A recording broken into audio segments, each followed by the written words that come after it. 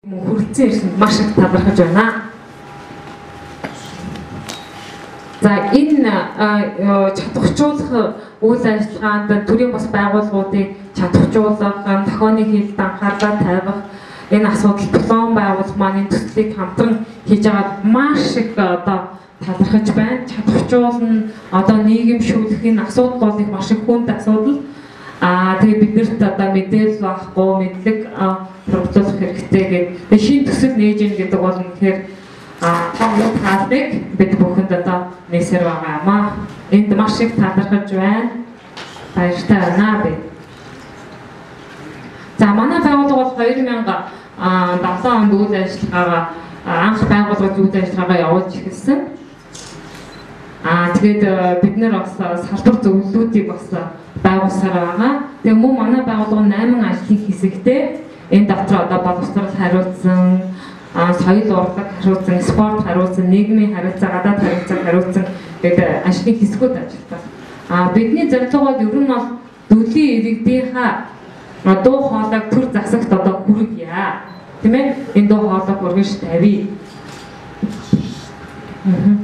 Энэ төсөл бас хэрэгжснээр биднийг бас чадварыг дээшлүүлнэ гэдэгт бид нар маш их итгэж баяртай байгаа. Саяхан Японоос Азийн дүүлийн иргэдийн тэргүүн ирсэн. Тэгээ Монгол улстай танилцаад, манай үйл ажиллагаатай танилцаад, бидний амьдралтай танилцаад явсан.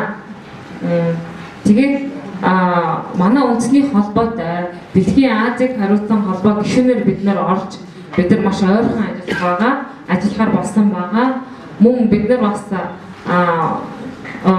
дүүлийн иргэдийн удирдах зөвлөлөөс бас бизнесийг эрхэлсэн юунаас олз баяр өдөртэй хамт явж ингэж мэдээлэл солилцож үйл ажиллагаанд оролцоод ирсэн. Тэгээ энэний хамгийн гол зорилго нь болохоор дүүлийн иргэдийн харилцааны асуудал юм аа. Энэ бид нар харилцаагаараа гадуурхах ёсгүй юм. Тэгээ бид нар интернет мэдээллээр ингэж харилцаж бид нар өөрсдийгөө чадварчуулах хэрэгтэй.